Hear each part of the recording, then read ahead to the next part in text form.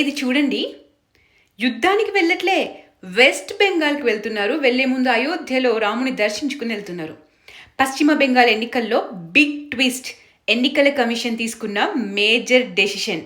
Polling బూతుల చుట్టూ 600 మీటర్ల రేడియస్లో వెస్ట్ బెంగాల్ పోలీసులు ఉండరు.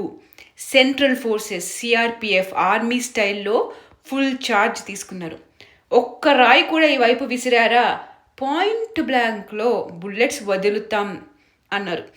ఇది pure action, army style, no appeasement. జిహాదీలు దాడులు చేసి హిందువుల్లో భయం సృష్టించలేరు ఇక మీద.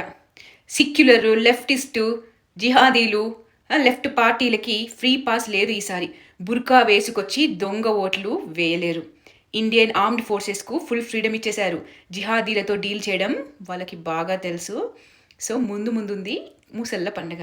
దాడి చేస్తే ఇది సిచ్యువేషన్. ఈసారి బెంగాల్లో ప్రభుత్వం మారనుందా, దీదీ ఎండ్ ఖాయమా అని ప్రజలు అనుకుంటున్నారు. మీరేమనుకుంటున్నారు?